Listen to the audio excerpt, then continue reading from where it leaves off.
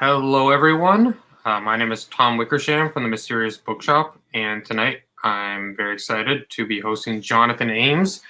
We'll give you all a minute to, realize that this has started and put your attention on your computer. But we are indeed live now. Like I said, we'll just take another moment or two for everyone to sort of catch up and joining us, whether it's on YouTube or Facebook. And we'll be getting started very shortly.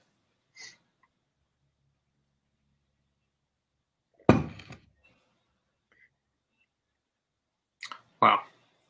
Almost feels like a bit of a waste then to just sit here. Though I do see, actually, I can see the numbers, turns out, and I can see them going up. And this will also live on in perpetuity on our Facebook. Oh, and we've got people joining us in the chat.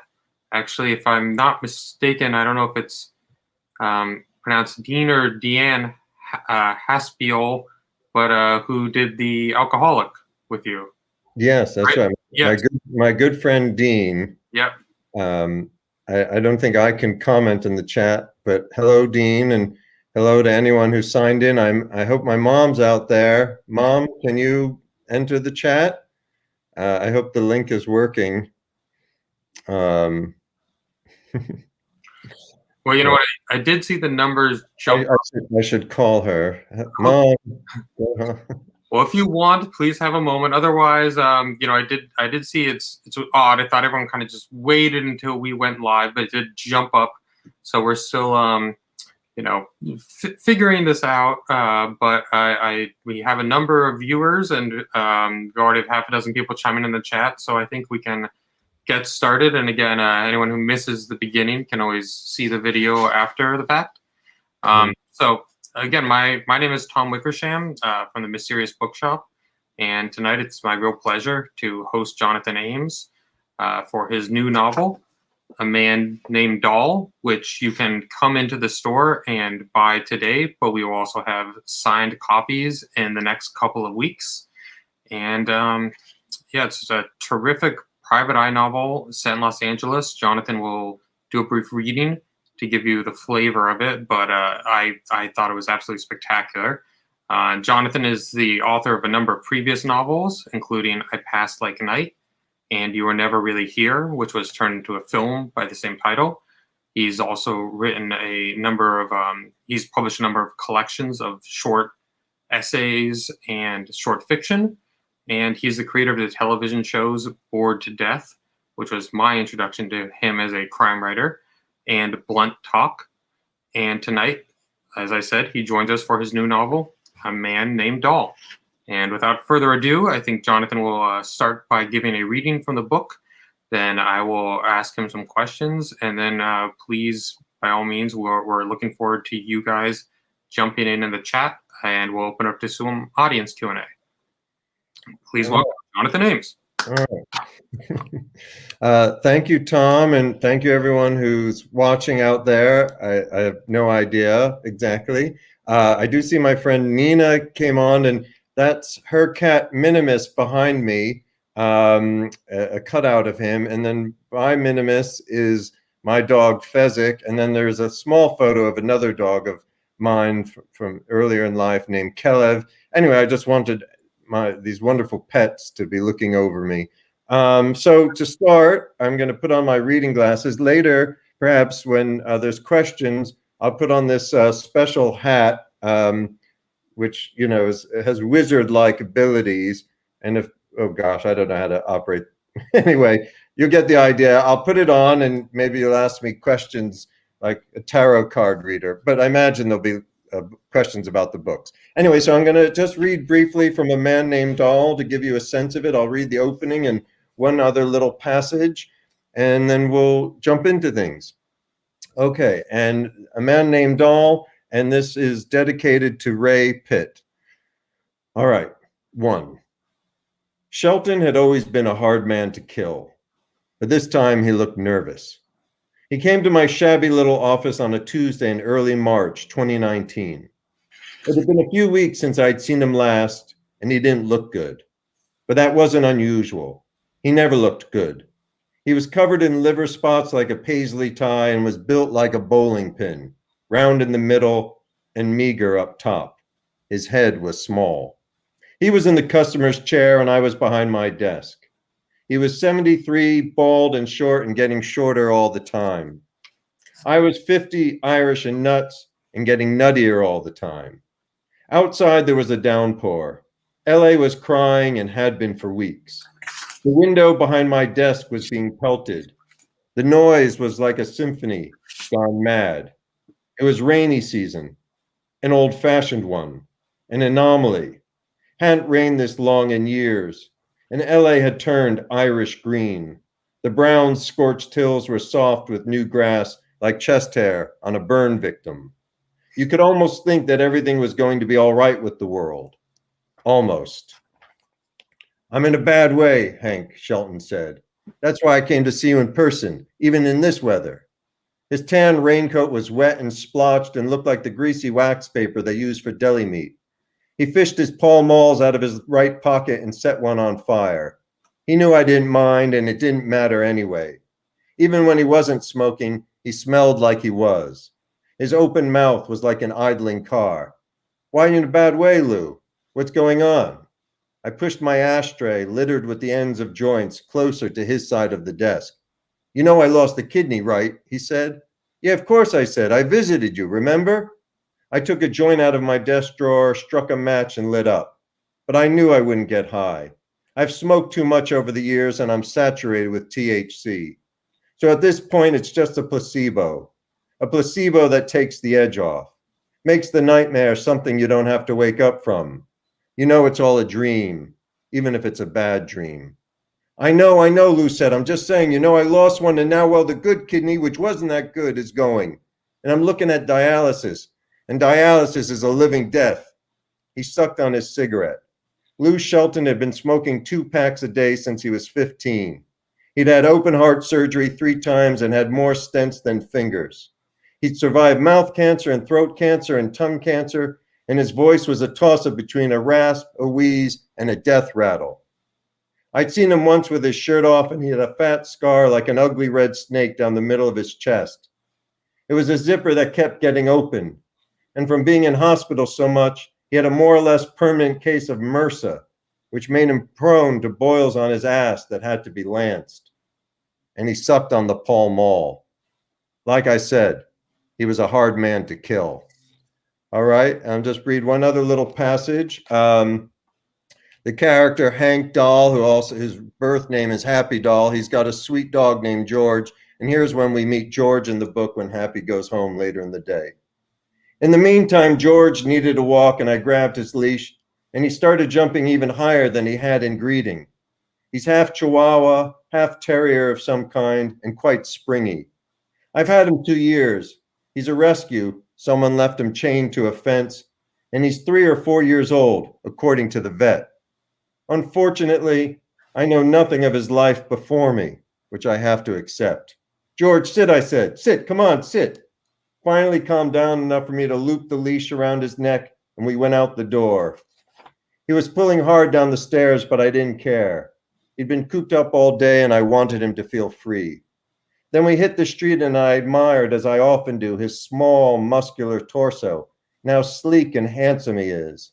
His legs are thin and elegant, as are his long-fingered paws, and his coloring, a tan head and body and a white neck, makes him look like he's wearing a khaki suit and a white shirt, which is a good look for a gentleman like George in the semi-arid clime of Los Angeles.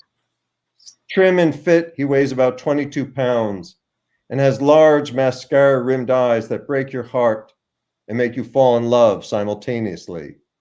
Unlike most dog owners, I don't project onto him that he's my child, my son. Rather, it's a more disturbed relationship than that.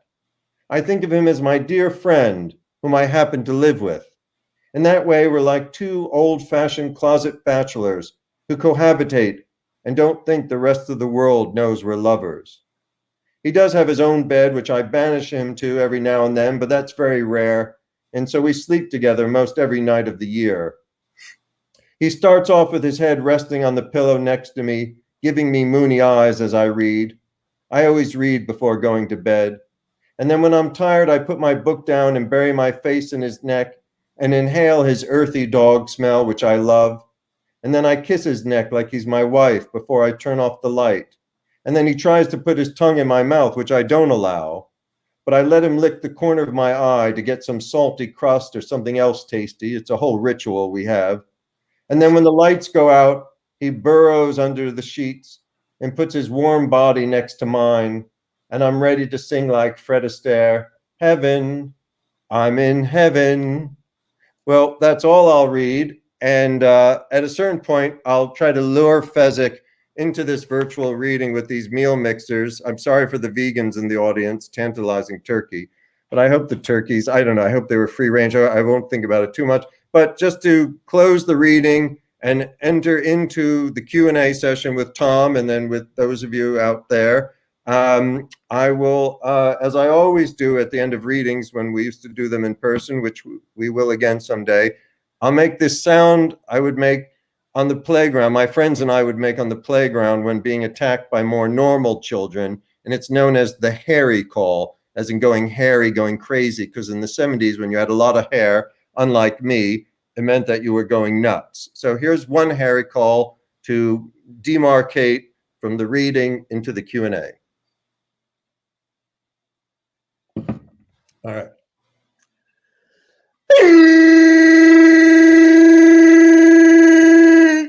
Oh, thank you. Okay, that was a hairy call. And now I turn it over to you, Tom.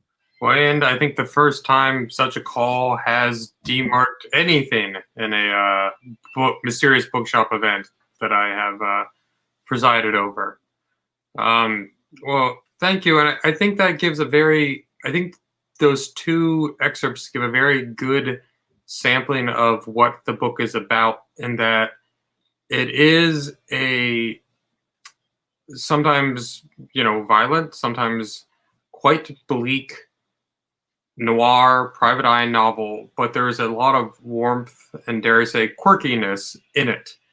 And I'm curious, based on your clear affection for private eye fiction, how long the idea of doing, I know you obviously did Bored to Death, and then you were never really here, but is this a book that you've thought of for your whole life, for decades, as a fan of crime fiction, or did this just sort of pop into your psyche in just the past couple years whenever you wrote it? Yeah, I don't know that I was planning this book per se, but I think for a long time, and I mentioned this in an interview, I did have the fantasy of writing private detective novels like Raymond Chandler, like Dashiell Hammett. And in many ways, that's what gave birth to Bored to Death, was this fantasy, because that Bored to Death began as this short story which I wrote in the form of my old confessional essays, where Jonathan Ames, written in the first person, puts an ad on Craigslist advertising himself as an unlicensed private detective. And I wrote that story because I had been toying with the idea of putting such an ad on Craigslist. I wanted to be heroic. I wanted to help people. Of course, I didn't do such a thing, but I wrote a story in which I did such a thing. And then miraculously, luckily, it became a TV show. But the TV show is very much about a character. I've always been very influenced by Don Quixote. And Don Quixote is a madman, but he's been driven mad because he's read too many of the most popular books at the time, which were tales of chivalry, tales of knights. So it was that version of the detective novel back in the 16th or 17th century when Cervantes was writing. So Don Quixote reads too many tales of knighthood, thinks he's a knight, and becomes one. So my character, Jonathan Ames, reads too much Raymond Chandler and thinks he could be a private detective. In a weird way, what's happened is I've read so much private detective books that I began to fantasize that maybe I could be a writer of private detective novels. But it took me a while to get there. I did my TV shows for about a 7-year period. In the midst of that, I did begin to practice writing noir with You Were Never Really Here, another novella, which I haven't published yet, entitled A Past Without Pictures, which is about a woman, Los Angeles detective who quits the force. And so then finally, when I sat down to write this book, summer of 2019, I don't know, it just was like, this is my chance. Let's go for it. Let's write the private detective novel you've always wanted to write. Now, this specific book, this character, I did not have in mind, but he came out in this moment. And I could tell you, I know I'm going on, but he, in many ways, he was in response to an exercise from Lee Child, the great Lee Child of the Jack Reacher series, because Lee Child approached me through Akashic Books to write a noir story about cigarettes. Akashic, puts out Brooklyn noir, Philadelphia noir, Miami noir, Helsinki noir, Butte, Montana noir. They put it anywhere there's a city, they have a noir book. And so, but Lee Child, being a smoker, wanted to do a noir book with cigarettes as the central fixation. And so you had to write a noir story with cigarettes at the center. So I began writing this because they asked me to write a short story for this book, which is called The Nicotine Chronicles, came out several months ago. And I started writing this, and it was going much longer than the word count or page count. I thought, you know what, I better hold on to this. I think this is more than a $250 short story, not to be, crass or commercial, but I was like, I think, anyway, I wanted to go longer than probably the 10 pages they were asking for. So I wrote another cigarette short story called Deathbed Vigil, and which is in the book. And then summer 2019, I picked this book up and wrote it very quickly in about 3 months. And then I spent a lot of the pandemic revising it. And now here we are. And it's the first in a series. If people pick up the book, they'll see that the first chapter of the next doll book, which I began during this time of COVID, is at the end of this book. So I wanted to let the reader know that the book, that Happy Doll, continues. It's funny that the first time I met Lee Child, he was smoking a cigarette on the sidewalk, and that's I knew it was him. I'm also curious. It's I think probably the most iconic hard-boiled private eye writer would be Raymond Chandler, who you've mentioned, but LA in general, without giving out your home address, I gather that that's where you live today, and I wonder how much the move there, either whether it was for film or television or some other reason, but it's such a fertile ground for private eye writers in a odd way, more so than New York. Even though New York certainly has its share. But I wonder if, this is a very LA book, and it's interesting book in that it's not the LA that you always encounter. It's sort of a quirky in the shadows. It's not big Hollywood parties. It feels very lived in and off the beaten path. But I know you're also not a native, and I wonder how much, when people talk about a city being a character, LA very much is in this book. And I wonder what your experience was, moving there, living there for however long, influenced your decision to write it. Yeah, well, I moved here 7 years ago for my TV show Blunt Talk. In fact, this coffee mug shows Patrick Stewart as Queen Elizabeth. Patrick Stewart was the star of Blunt Talk, and there was an ongoing joke in this show.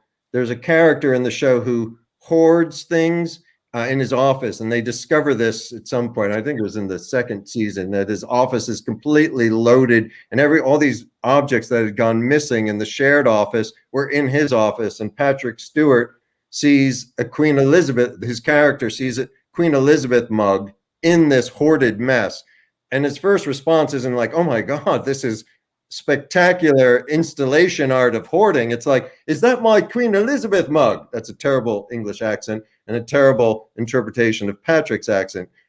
Anyway, as a result, that became an ongoing joke. Is that my Queen Elizabeth mug? So as a crew gift, somebody made these Queen Elizabeth mugs, but that's Patrick Stewart's face. Anyway, so I moved to LA in 2014, not knowing that I guess I would never move back to New York again. I can't say never, but I came to really love living here. My parents also happened to be here. They'd moved here a year before. I still don't see my mom in the comments. Mom, comment. I know you're here. Um, and um, and and of course, being a huge Raymond Chandler fan, I was thrilled to be in his stomping grounds. And it turns out where I live in LA, first I lived in what's called Franklin Hills, and now I'm literally in the Hollywood Hills, is the corridor that Chandler wrote about a lot. Franklin Avenue, there's all these old hotels around here. They're not old hotels anymore. One of them is a huge Scientology center, but a lot of his stories were set right around here. There's a short story. There's a street up the road from me. I'm pointing as if people could tell. You can't even see my arms.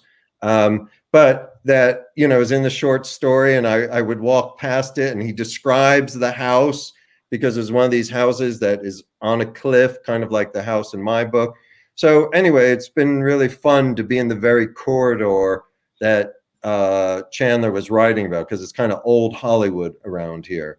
And so this is where he set up so many of his stories in the, 40s and early 50s. So yeah, it was again the Moby Dick of crime writing is to try to write a Los Angeles private detective novel, and I'm glad that I did it, and that people aren't like, "What are you doing? How dare you?" Robert Cray is a local Los Angeles private detective novel writer whom I really enjoy. Steph Chaw writes about Los Angeles and in noir, and so there's many contemporary writers covering this beat, as it were. On a similar vein as with sort of finding your own way to tackle the territory, also to tackle the character. I don't think I'm giving anything away because it's very early, but Dahl is in many ways your standard private eye, ex-military police, ex-police, but he's also, an avid reader. He's in Freudian psychoanalysis. He feels like it doesn't feel though as if you just applied some quirky traits to him to try and make it funny. He just feels like a very real and lived in person, and that's how the whole book feels. And so I guess both a question about character, but also maybe about tone, where if this is certainly not Bored to Death the novel. It goes in some very dark and violent places where you've already revealed that there is a sequel, but I genuinely thought at a certain point there might not be, and that had taken a very grim turn. And so I guess I'm curious again, I guess this is a broader question about embracing some of the genre tropes, but also how you decided to break them and how conscious it was and tone in general, or just if it kind of flowed out of you that way. But, this is also a recommendation to the audience. I mean, it's a pretty wonderful book for that reason, and that it checks all of your LA private eye boxes, but it does a lot of unexpected things in a very satisfying way. Yeah. Well, when I wrote You Were Never Really Here, that was the first time in a long time that I had the intention of writing something that would not at all be comedic. Just pure noir, hard-boiled, fast, plot-driven. And with Dahl, it was more liberating because it was written in the first person. And I think there's something in writing in the first person, as opposed to the third person, that personality begins to emerge. So when Dashiell Hammett writes as the Continental Op, you get a lot of flavor of the Continental Op's personality, a kind of dark humor or biting humor, glimpses of his worldview. Same thing with Philip Marlowe. So I think by writing in the first person, it just naturally lent itself like, oh, I can't just be this straight rivet kind of like writing that I attempted and You Were Never Really Here. Now, the goal in both books was to create for the reader a sense of propulsion, almost like the way somebody might write a piece of music, tempo wise. Like I wanted to write something that compels the reader to turn the page. And so, anyway, but I think the character stuff began emerging by choosing to tell this story in the first person. And yeah, he's had a somewhat tough childhood, but he always loved to read. But he didn't go to college. He's not a fancy guy like that. He's sort of maybe more of an autodidact, though he's not overly sophisticated. And he's in Freudian analysis because during a crisis, he contacted the police union and he said, I need help, even though he wasn't a member of, the post-retirement police union because he only put in 10 years, but they sent him to an analytic institute which saw ex-cops and ex-military for free. So otherwise he wouldn't be able to afford analysis, which is kind of, quite extravagant. It's not, 4 times a week. So that's why he's in analysis. He reads a lot, and I don't know. I guess his personality began to emerge as I wrote in his voice. In the new book, I'm trying to be careful. I'm like, oh, you know what? I better not get too silly, or But what's nice about this book is that I really enjoyed writing You Were Never Really Here, and I had begun a sequel to that, but there was no room for humor whatsoever, and it felt sort of bleak. And at the same time, I do like writing crime fiction and fast-paced things, but with Doll, I get to have a little bit of both. Some humor and the propulsion that I like with crime fiction.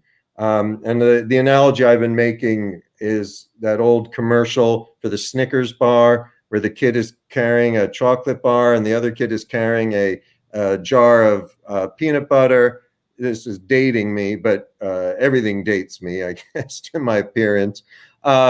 But where the chocolate bar falls into the peanut butter and Snickers is invented. I think it was the Snickers bar. So in this case, I blended what I had started doing in You Were Never Really Here, fast-paced noir, with the first-person fiction I used to write in my novels like Wake Up, Sir, or The Extra Man.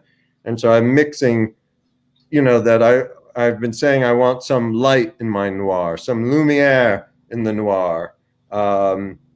So it's not all bleak. And also, I want to create a hero, someone that is trying to do good in the world, even if he's confused.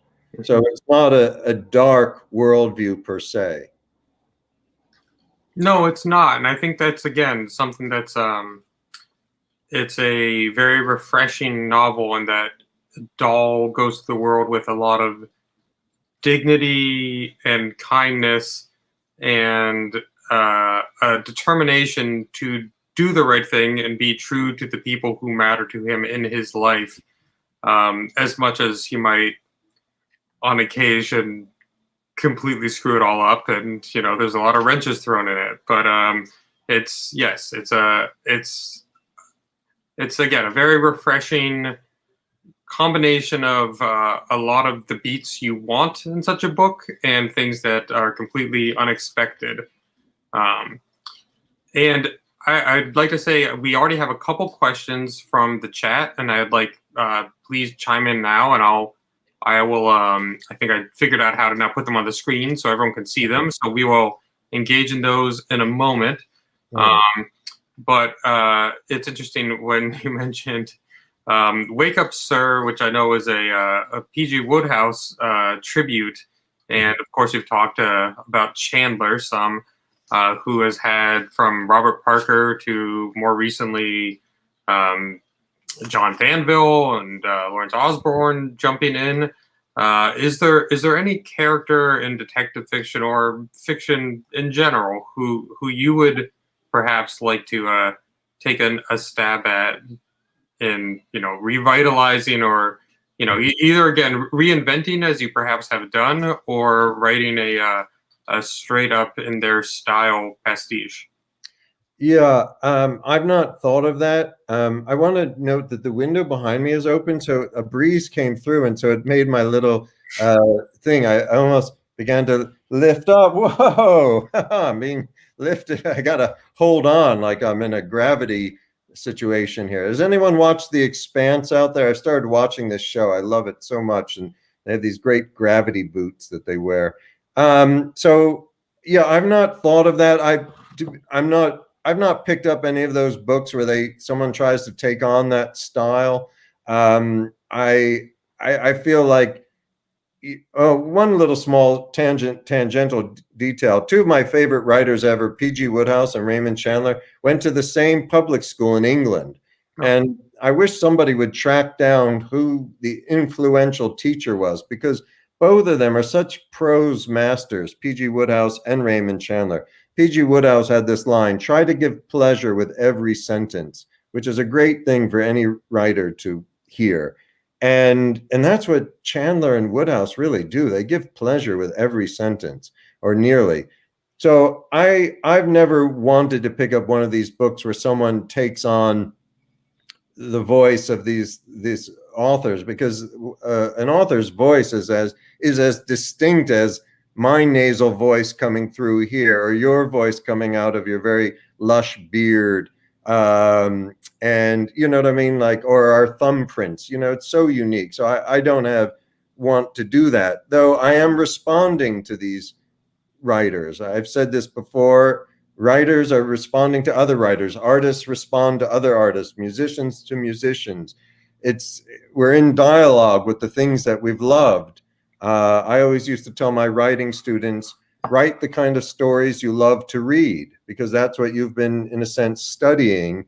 And then you pass it through your own spirit. So I read all this Raymond Chandler and Dashiell Hammett and other writers, and now I'm passing it through my own spirit. The one writer who I felt came the closest to the Chandler voice I recall reading, or at least initially in terms of pleasure, was Philip Kerr in the Berlin trilogy. I forget the titles, but that first one, when I read that, I'm like, oh my, this guy, he was close to Chandler in terms of just how delightful the voice was. That's my memory. I haven't read it in about 10 years or so. Well, it's funny. Yeah. Well, I'm trying to remember March Violets and a couple others, but basically the way you buy them today in the United States, at least, is one volume called Berlin Noir. So hard to remember, but it is funny that Robert B. Parker. I grew up in Boston, so I was very aware of Robert B. Parker, who finished the incomplete Chandler manuscript, Cool Springs, and now he has, if I'm not mistaken, at least 3 to 4 authors are continuing the Robert B. Parker properties. Where it's Robert B. Parker with blank. He's become the king of that, and as far as I know, he's the first, at least approved Chandler, successionist. So I've got some more questions to jump in with, but I want to give the audience a moment. So we'll start with Dean, who I hope you can see this. The question is there a possibility of Happy crossing paths with Joe from You Were Never Really Here? Do you see yourself expanding your pulp fiction into a neo-noir universe? Or I guess maybe even in a broader sense, do you have an idea of world building where I hope there's many more Happy novels to come, but also if there might be other side characters, other avenues you might expand on? Yeah. Well, the Happy, I don't see.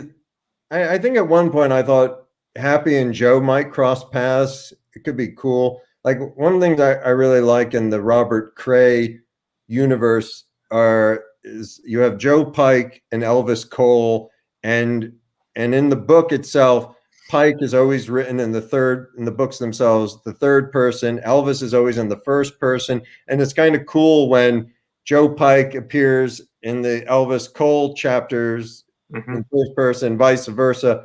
And I kind of thought of that.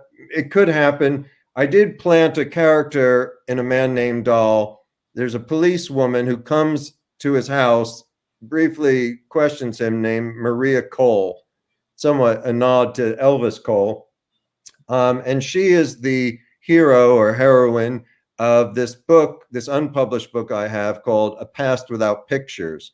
And so I planted her there because I was, you know, I was initially going to try to publish two novellas, A Man Named Doll and A Past Without Pictures, and we would see that the two characters briefly meet. So she might be part of this Los Angeles universe, but I'm right now I've got to finish the second doll book, and then maybe I'll revise A Past Without Pictures. I still would like to try to finish my sequel to You Were Never Really Here. I have about 100 pages written, but we'll see. First things first is the next doll book, which is titled The Wheel of Doll. Oh.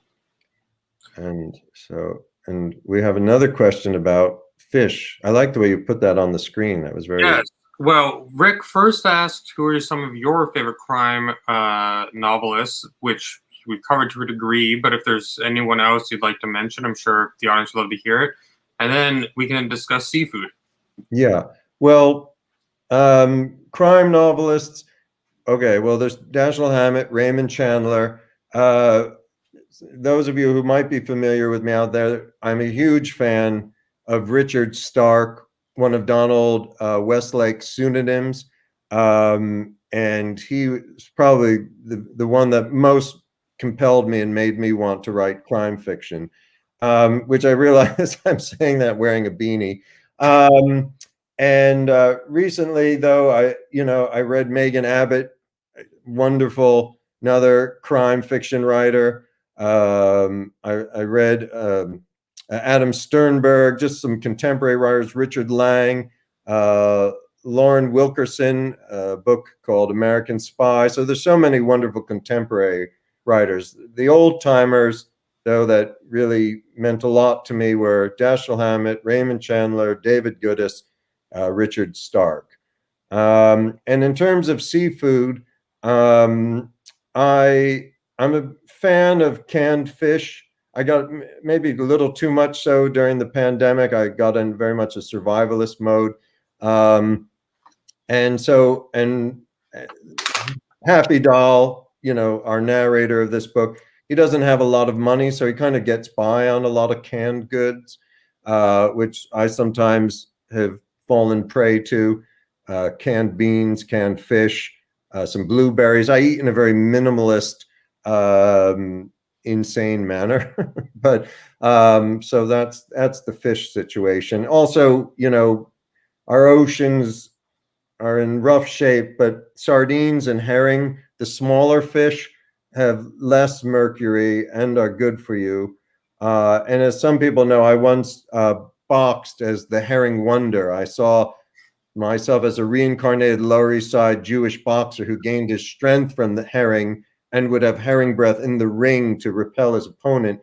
And then one time I was on a boat, a Greenpeace boat in 2003. I was embedded as a journalist. It was a beautiful experience on the intercoastal waterway in the Alaskan rainforest. And we were docked at night, and I was with a scientist on the deck of the boat, and I could hear whales breaching in the distance, doing what's called bubble feeding. Or I'd also noticed around the side of the boat, the lights, slightly underwater, that there were streams of silver fish surrounding the boat. And I said, "What are those fish?" And the scientist said, "Those are herring. What do you think the whales are eating out there?" And I thought, oh my God, the most powerful mammal on the planet is eating herring. I was correct to call myself the herring wonder. So that's part of the fish legacy story. I'm gonna see if I get my dog here. Well, what's the next question? Well, I remember how to remove this question. I also am a fan of canned fish, and was recently my partner introduced me to fisherman's eggs. Which, are you familiar with that? No. Fezzik, come here, Fezzik. Come here, boy. You Come here, double, Fezzik. sardines into a ramekin with whatever you want, some onions, tomato paste, and then bake an egg on top of it. Come here, buddy. Come here, buddy. Sorry, I don't mean to be Oh rude. no, Just it told the wasn't. audience. Come here, buddy. Come That here, wasn't buddy. the most amusing anecdote. I think we all want to see the dog. Come here. Oh God, I think he senses that I wanted to exploit him. A lot of times he doesn't like to have his picture taken, and it's amazing. I mean, he would come race miles for these things. But anyway, well, you can see Fezzik right there. That's a portrait that was done, and that's Minimus, as I mentioned. And you can see Fezzik's beautiful eyes. All right, well, he didn't want to join. I don't blame him. I shouldn't be craven like that, putting my dog out on YouTube. Anyway, well, what's the next question? I didn't mean, have you been socializing a lot or have you isolated yourself more than usual? How does either affect your writing? I did not socialize at all during COVID. I was just quite isolated with my girlfriend, and I would occasionally see my parents at a social distance. But it was very good for the writing. It was the one thing that kind of I could have control over, or enjoy, and uh, and create an alternative world. And it sort of centered me every day. Initially, when the pandemic first hit, all I could do was walk. I was walking miles. But so I did get a lot of writing done. And but now some more socializing is beginning to occur. I've been double vaccinated and had an outdoor book signing here in LA. And so now we're all brushing off our social skills a little bit. It's what a time we've all been through, and what a difficult time. I mean, I've had it easy, but there's been a lot of suffering. And actually, the person I dedicated the book to, someone very dear to me, he passed from COVID, and so anyway, I hope we can learn from this, and grow. I know a lot of people have gotten in touch with wanting to be quieter or valuing different things, and so I hope collectively there can be change for the better. Um, so, what's the most practical advice? Should we do that one? What do you think? Yeah. Are we just going in order? Forgive me, Elliot. I skipped you through no animus. Okay. I always like that word. What's the most practical? Well, I don't need to read this out loud. The audience can see it, I imagine, right? Can they see it also? So, Okay. yeah. What's the most practical advice you've ever received about the process of writing? Oh, well, this was very practical. I was really struggling. I had amazingly sold my first novel, which was a novella I'd written as my senior thesis in college. But I had to expand it into a full-length novel, which completely paralyzed me. I couldn't get anything done. And I got scared. Oh my gosh, I'm going to be published. And I froze. And I was living in the town of Princeton where I'd gone to school, a very fortunate occurrence for me. And this graduate student who I knew said, just sit down for an hour. just sit for an hour and doodle, and then you're free. But just sit for an hour. And that became like, out of that, and then you always hear about Graham Greene would do 500 words a day. So out of that, sit for an hour and just see what you can do, and then you're free. You don't have to worry about anything. This idea of a reasonable goal as a writer. You can't finish a whole novel in one day or a screenplay or anything. But if you sit down and you block off some time and you have a goal of like, I'm going to write one page, or I'm just going to doodle, or I think it's very important, I've said this before, to write, just take notes by hand. I like to type once I get going, but as children, we learn to create with crayons and pencils. So the brain to hand connection, like the famous Michelangelo of God reaching out his hand to Adam, I think is important to help jumpstart the creative process.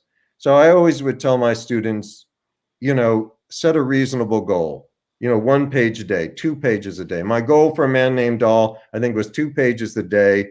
And in about 80 days, I had a manuscript, because some days you do more than two. Some days you might do less, but if you really stick to that, you might get a manuscript done. And what advice would you give to aspiring writers? Well, just sit down, persevere, and write the kind of things you love to read. Not with the goal of necessarily becoming famous or well-known or glory, but just because you love books and you want to be part of this continuum. You've received so much from books. All writers are readers. And so, think to be of service. I want to uplift people or entertain people. And so I guess that's some of my advice. Yeah. So So what's the next one? we can maybe combine, well, since they're both consuming media, we can combine. Now, actually, can I do both at once? So I guess not. But Rick asked if you're a fan of classic film noir. And then Andreas asks, what are you reading at the moment? Which, of course, doesn't have to be crime fiction. I think we'd be curious about it. Anything that you've enjoyed lately. But if you have any thoughts. Yeah, I'm a fan of classic film noir. I'm not, I don't have encyclopedic knowledge of it. Haven't watched a lot of it lately. I tend not to watch TV in general, though suddenly I got pulled into this TV show, The Expanse. Lately, what I like to watch is science fiction. I want total escapism. I just like the eye candy. And as much as I like The Expanse, sometimes I fast forward through dialogue just to get to the next vista. I like just I like the eye candy of science fiction. So, but I do, of course, like and have loved film noir, but I'm probably a bigger fan of noir writing. I'm a bigger fan of probably The Maltese Falcon than the movie itself, though, love the film, but probably love the book more. What am I reading at the moment? I'm reading a book by Richard Lang called Rovers. It's his new book that's coming out. I'm hoping to blurb it. I loved a book of his called This Wicked World. He's a great page-turning writer. That's what I'm reading at the moment. During COVID, another private detective writer I should mention is Ross Macdonald. I read all of Ross Macdonald's novels over the course of COVID, and he's kind of the heir apparent to Chandler in terms of Los Angeles, though he said a lot of his stories in Santa Barbara, which he calls Santa Teresa. But that's sort of what I'm reading at the moment. Have you read Joseph Hansen? I haven't, no. He should be next up, actually. My friend who works at, I don't know if you're familiar with Soho Publisher. Yeah. Soho Crime. He has an imprint there. He's going to bring them back. But Hansen was I think at least initially, better known as a poet. But he was gay, and his detective is gay. And he started writing in the early 70s, but he's much more sort of the heir apparent to McDonald as opposed to Chandler, and that it's not overly hard-boiled, but it's California private eye, very psychological. And, the homosexuality isn't, always at the forefront of the books, but it's an interesting factor to them. Yeah, I'll find that. I love to hit a vein of writing, like with McDonald's, like 18 Lou Archer novels. Yeah. So I like to read them as one big accordion. Yes. The same thing. The reason why I've put the first chapter of the next doll book. I want to create this accordion. There's one novel, but really it's like this whole long thing. Mm-hmm. Yeah, there was some other thought I had along those lines, but I've lost it. Well, this is actually something I was thinking about in general, but it'll also segue into a couple of the audience questions, is how you approach writing television and how writing for television or adapting your work for television and film has affected your novel writing. Because it seems that today, more than ever, television is such, and I don't know if you have anything in the works that you want to share with us, but there are television shows that essentially could be seen as a series of films that just happen to be broke into TV episodes. And it seems that there's much more leeway than ever, even though, you know, you might be breaking it down into episode format. So, I'll put up also to give them their credit. We have Sina asking about your sense of style and plot, how that's influenced your writing because of television and film. And then Sarah also asks, does writing novels feel any different after working television, film, and adapting your own work? Yeah, so it's Sina, a dear friend of mine from college. And for those of you who have read my essays, some people might know, and I guess I can say things. I'm still disturbed. My mother never made a comment. Oh, well, I hope she made it on. But I was with Sina summer of 1983 when I had a sort of legendary moment of incontinence, which I put in my essay. I hope people don't mind me saying this. I shit my pants in the south of France, which I've often referred to as my stairway to heaven, that it's my most requested essay. But so Sina's a dear old friend. And I don't know that my sense of style and plot have changed because of writing for television. They're such different muscles in a sense, but certain things are both relevant, which is still trying to give pleasure with every sentence. And with every TV script, there was always something I wanted to get to by the end of the episode. And I usually sort of begin with the ending of things, sometimes with the beginning and the ending, or they both kind of come together. And the same thing with novel writing or essay writing. So there's always this thing I'm aiming towards, and how to get there is the challenge.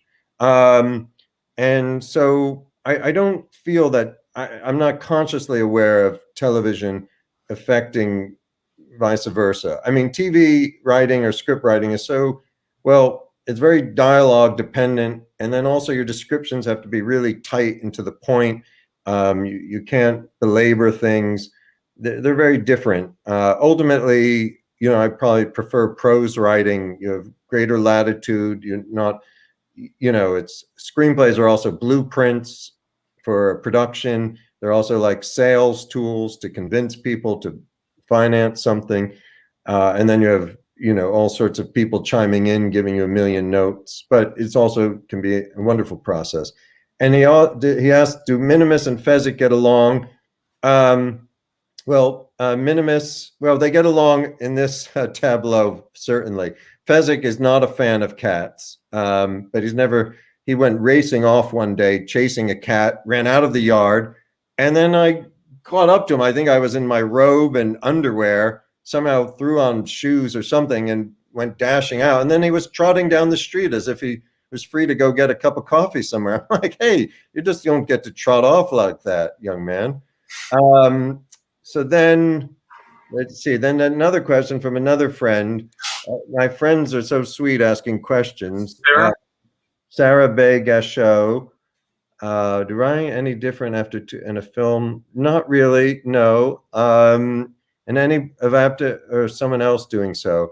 Well, I guess. Well, I thought You Were Never Really Here was such a wonderfully strong film, and I kind of picked up a trick from Lynn Ramsey. She took my novel You Were Never Really Here, and for her first draft, she then began to change and really change things in the script. She basically, in many ways, took the first draft of my novel, or she took my novel and put it into final draft, like copied it, pasted it, put into the screenwriting process, and then began to break things up, interior, exterior. And I was like, well, I could do that. So that's exactly what I did with A Man Named Doll. I've written a film version of it. I'm working on a film version of the movie, of the book. And so adapting one's own work is, I don't know, can be somewhat tedious in that I had already done it as in prose. So to then repurpose it as a script, I had to get re-excited again and was kind of going over territory I'd already covered. And I hope I did a good job, and I'm still working on it. So yeah, so that's a little bit about adapting one's own work. I did adapt my novels, The Extra Man and Wake Up, Sir. And it's a challenge adapting novels because there's so much more you can do in books. And that's why, screenplays are such boiled down versions. And can also be a lot of fun though, because you have to emphasize the visual. And on the Bored to Death soundtrack, that's the next question. Jonathan Gunner. That's a good name for someone in noir fiction. I had input on the soundtrack. I'm not very smart when it comes to music. I'm not on top of things. Every now and then there would be songs that I liked that I would bring to the editor and the music supervisor. For example, when we were making Bored to Death, I was really into the magnetic fields. And so I think we ended the last episode with a magnetic field song. We may have put another one in earlier. So in that sense, I directly asked for a song and we were able to buy it.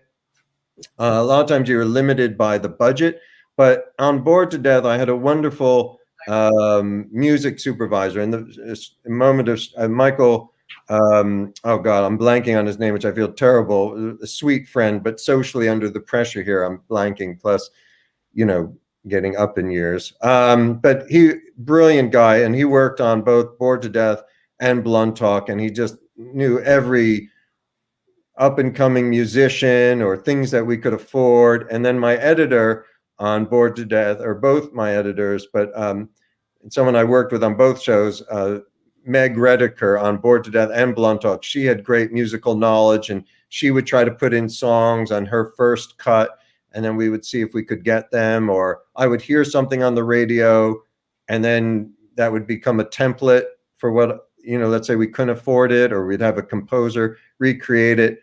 So long-winded answer. The short answer is yes, I was very involved in the soundtrack, but mostly in terms of people bringing me things, which was the wonderful thing about being a showrunner, and like, here's 4 choices. What do you like? And I'd be like, that one. And that would be the one we'd go with. Or I'd be like, I really want something like this. And I'd work with the composer and stuff like that.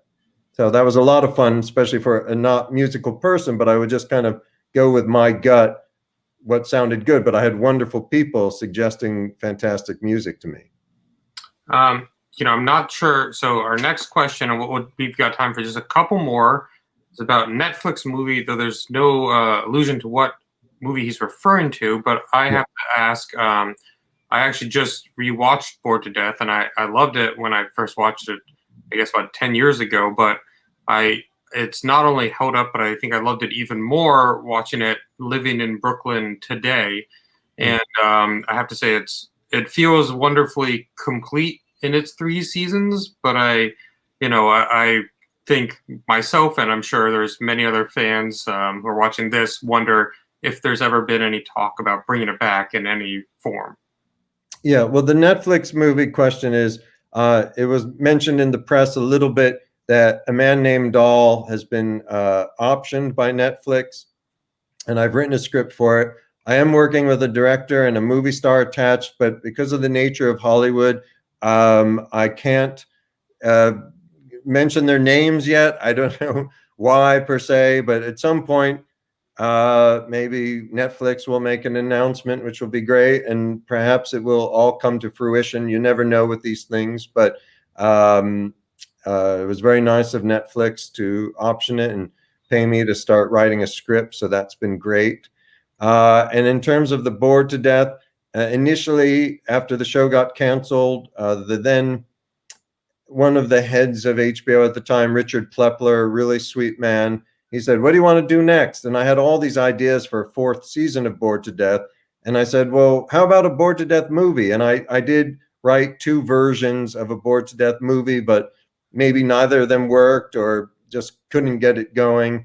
And so I think probably like something in amber, bored to death will stay as it is. But you know, you never know. I mean, those three fellows, Jason Schwartzman, Zach Galifianakis, Ted Danson. I mean, how great would it be to bring them back together? But I would hate for it to somehow not live up to the series in some way. It'd probably be great to just, well, we had a reunion a few years ago through Vulture, New York Magazine, out here in LA, and just the three of them on stage is wonderful. So it might be fun just to do an improv film of just seeing them interact for an hour. I don't know, maybe doing trust exercises, and that could be the next Bored to Death movie. So anyway, what do you think, Tom? There's I'm sort of curious about this because it's an interesting question. Beyond just, well, okay, sorry, not thank you, Jonathan, but thank you, Jonathan. That's not how I meant to wrap up. But where outside of the United States have you enjoyed reading the most? Apparently, you've got many fans in Ireland, but maybe also just as a how have you felt that your work is translated and been appreciated around the world? And if someone else has a final question, maybe we can just sneak it in. But otherwise, this might be the our last one for the evening. And thank you, everyone. You can get books through Mysterious Bookshop. We'll have signed copies in next week or two. And meanwhile, you can just come in and pick up an unsigned copy. But it's always curious. I'm always curious to know how has your work been received around the world, or how have you enjoyed traveling around the world as an author presenting it? Yeah, my books have been translated, luckily, into a number of languages. I have a wonderful British publisher called Pushkin Press. I was really happy that I began a relationship with them. Just a few years ago, they published my novel, Wake Up, Sir, which I didn't think would ever get published in England because it was very much an homage to P.G. Wodehouse. It wasn't the Robert B. Parker thing of writing in the voice of Chandler, but it was very much an homage to P.G. Wodehouse. Like Bored to Death, it was, in this case, it was a character who's read too much Wodehouse and has lost his mind. With Wake Up, Sir. And so Pushkin Press has published, and they put out You Were Never Really Here. I wonder if that's the first book of mine they did. And it was also because You Were Never Really Here came out in France that a movie happened. A wonderful French film producer read the French edition of You Were Never Really Here, which was very dark, and her name is Rosa Attab, and she thought this could be great for Lynn Ramsey. And luckily, there was the English edition that Pushkin had put out, and so she got it to Lynn. This was early 2014, and Lynn wanted to do it, and then the wonderful film with Joaquin occurred.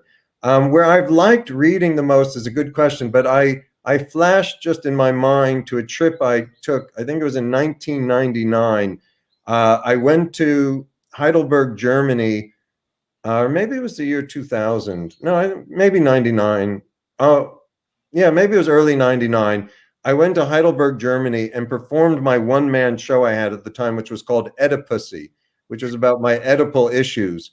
And I somehow got this paid trip to Heidelberg, broke guy, but they paid for my flight, put me up in a pension in Heidelberg, beautiful German city.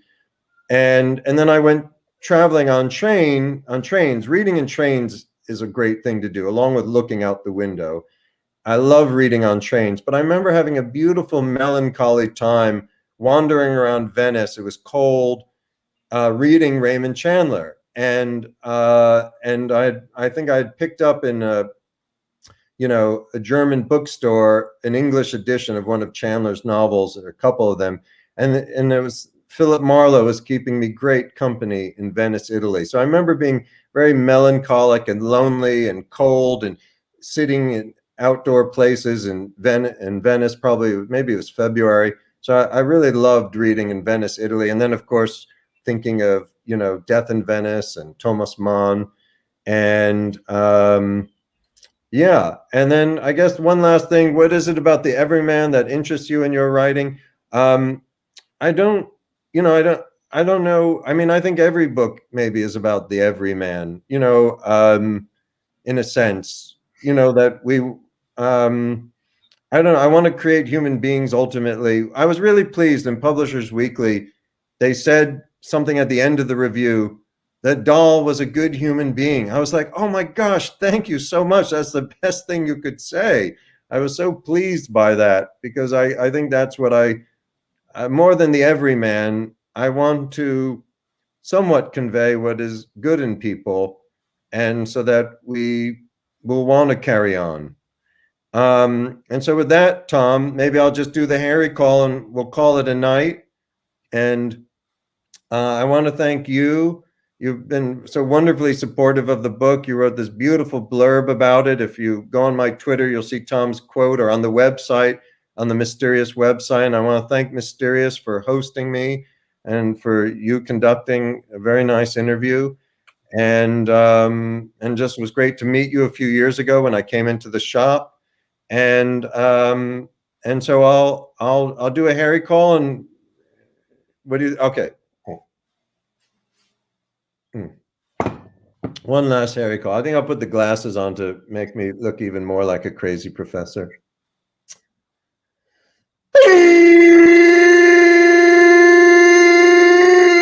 Oh, that was a mediocre one. I fell apart at the end, but people get the idea. A man named Dahl. Thank you for watching. Woo! Like if I did the thing with this. Okay. Oh, Thank you for having me. thank you, Jonathan, and I think we'll all be thinking of that call and you melancholically reading Raven Chandler and Venice to cheer you up are two great images for us to end on. So thank you so much, and thank you everyone for joining us tonight.